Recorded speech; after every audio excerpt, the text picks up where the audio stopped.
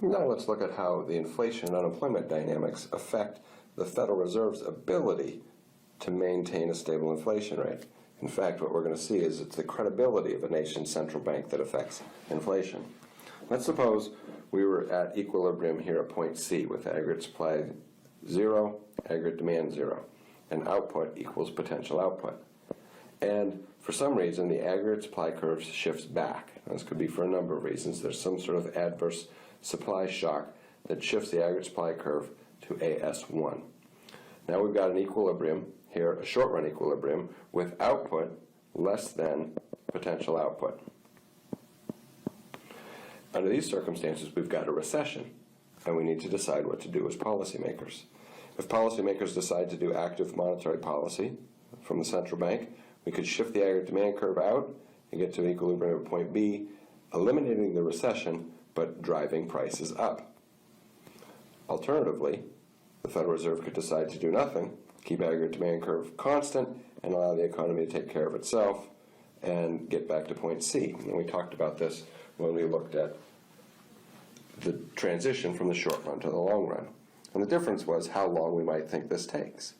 And so if policymakers think the natural adjustment is very fast, probably going to let the aggregate supply curve shift back down and the natural dynamics of the macroeconomy.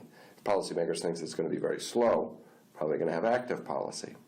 Now the interesting part comes if the Federal Reserve or any central bank has made a commitment to keep inflation steady and price level not rising very fast, then that credibility might require the Federal Reserve to do nothing and allow the price level to go back down and us to reach this equilibrium at point C again.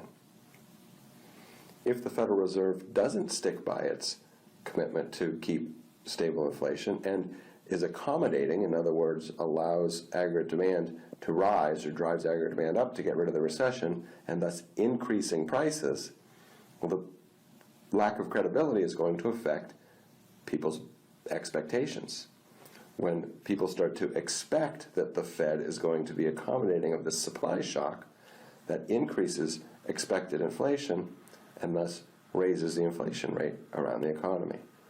When we look at central bank behavior and inflation rates, we can try to get an idea of how much credibility impacts inflation rates. Let's look at a scatter diagram of central bank independence and inflation rates.